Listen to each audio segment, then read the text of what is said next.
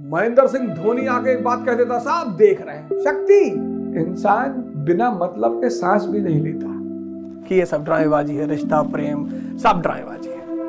कपड़ा उतार के रील बना रहे हैं, कोई देख ही नहीं रहा। कुत्ता पूंछ पकड़े, कोई देख ही नहीं रहा। पैसे वालों के दोस्त हैं, ये पैसे के चक्कर में है।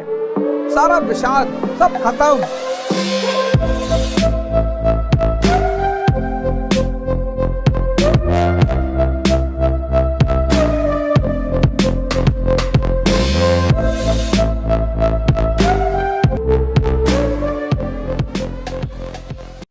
आज अगर इंडियन गवर्नमेंट कह दे कि 2024 से जो लोग आईएएस बनेंगे उनको कोई वेतन नहीं दिया जाएगा, ना कोई सुविधा दी जाएगी, घर व्यवस्था सब उनको खुद से करना पड़ेगा, सिर्फ राष्ट्रवाद पर नौकरी करेंगे, वो राष्ट्र के लिए सेवा करेंगे, कल से सब तैयारी वैयारी बंद।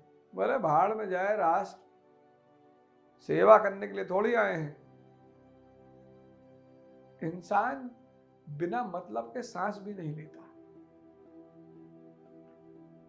इसीलिए तो जितने लोग अज्ञानता में जीते हैं, नासमझी में जीते हैं। अगर नौकर काला है तो लोग उसको कलूटा कहते हैं, और मंत्री काला है तो कहते हैं भगवान कृष्ण जैसा है। यही दुनिया है। इसको मैं कहता हूं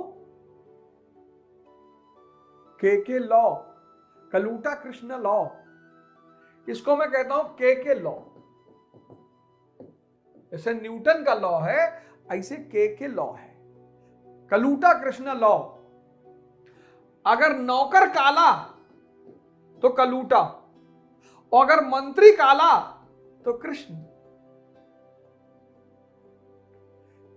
इसको मैं कहता हूं के लॉ। घड़ी लगाने की कोई जरूरत नहीं। 1 लाख की, 1 लाख का जूता आज इसीलिए तो लोग परेशान हैं। लाखों रुपए कपड़ा, जेवर, घड़ी, शैम्पू, तेल लगाए, कोई देख ही नहीं रहा। कपड़ा उतार के रील बना रहे हैं, कोई देख ही नहीं रहा। कुत्ता पूंछ पकड़े, कोई देख ही नहीं रहा।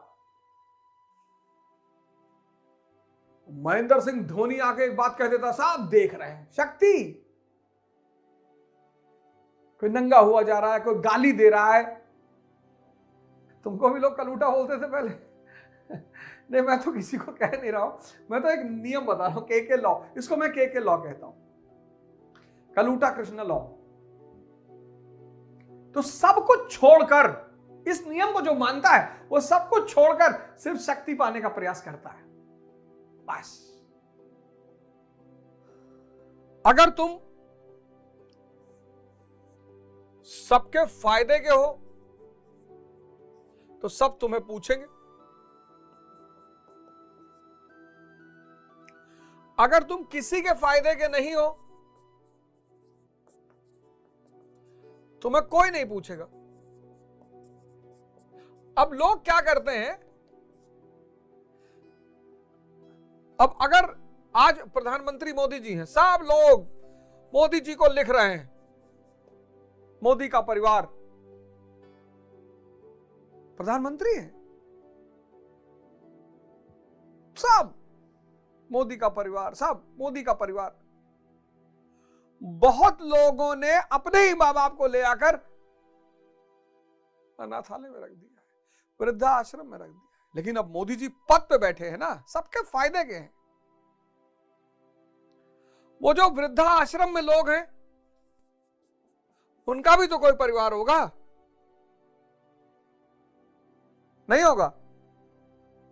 अब वो किसी फायदे के नहीं रहे। जब भी तुम्हारा मन भटके, मैं और अपनों के खेल में, यह सिद्धांत मैं बता चुका हूं, जब भी तुम्हारा मन मैं और अपने के खेल में भटके, किसी वृद्धाश्रम चले जाना, सारा डाउट खत्म हो जाएगा, सारा संशय, सारा विषाद सब खत्म। एक से एक कहानियां सुनने को मिलेंगी। भैया हमारा 2 फ्लैट था, मकान था, 20 बीघा जमीन थी, फिर हमने सब बेटे बहू के नाम कर दिया, फिर वो लोग लाके हमको यहां छोड़ गए कि पापा तुम्हारे घर में रहने से बहुत डिस्टरबेंस होती है।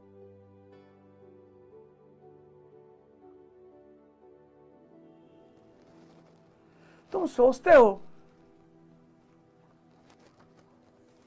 कोई तुम्हें प्रेम क्यों नहीं करता। अरे प्रेम लोग भगवान से भी इसीलिए करते हैं क्योंकि वो ओमनी प्रेजेंट है, ओमनी प्रोटेंट है, ओमनीसिएंट है। अगर ये तीनों क्वालिटियां भगवान की खत्म हो जाए, ये पब्लिक भगवान को गाली देना शुरू करते हैं। ये किसी से प्रेम नहीं करता। है ही कहां, कौन सा प्रेम।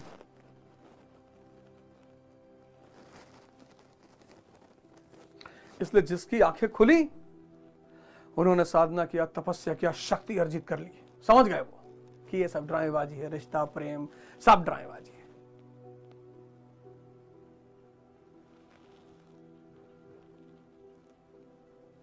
अगर प्रेम कुछ होता तो हिजड़ों को भी शादी होती। उसमें भी बहुत सारे लंबे लंबे गोरे गोरे चिकने चिकने होते हैं। भाव होता है।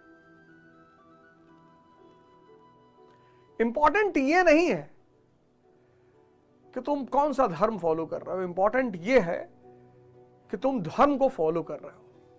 और जो धर्म के रास्ते पर नहीं चलेगा, उसकी जिंदगी में अशांति, दुख, तनाव, पीड़ा, इसके सिवा कुछ होगा ही नहीं। ये तो स्पष्ट है। धर्म का जो काम है, अब मैं सोचता हूं कि स्वामी विवेकानंद जी उपनिषदों पर इतना क्यों दबाव डालते थे। बृहदारण्यक उपनिषद कितनी बात, बड़ी बात कहता असतो मां सद्गमय।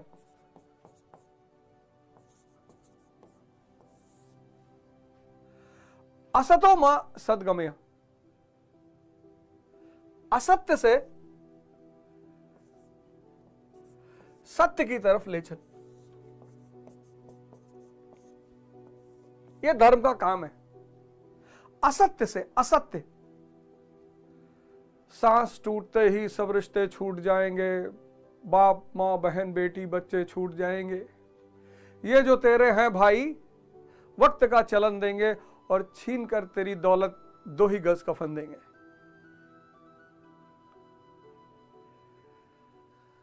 असतो मां सद्गमया, ये जो असत्य का जीवन सब जी रहे हैं, उससे सत्य की तरफ। तमसो मां ज्योतिर्गमया, तमसो मां ज्योतिर्गमया, अंधकार से रोशनी की तरफ।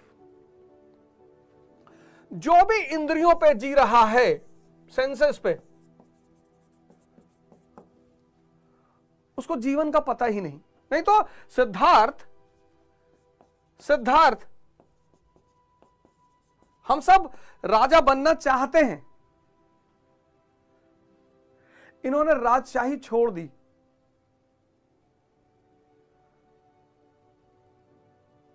और बन गए बुद्ध, यानी प्रज्ञावान।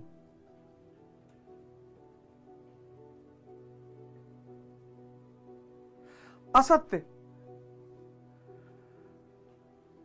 जिनके पास पैसा नहीं है वो बहुत दुखी है कि यार हमारा कोई रिश्तेदार नहीं, हमारा कोई दोस्त नहीं है। उनको ये दिखाई नहीं पड़ रहा है कि जो पैसे वालों के दोस्त हैं, ये पैसे के चक्कर में है।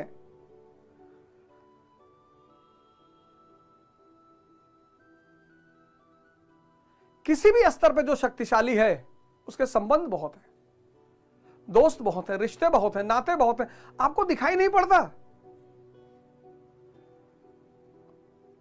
और जिसके पास पैसा नहीं है, उसके पास परमात्मा होने की सारी संभावना है। क्यों?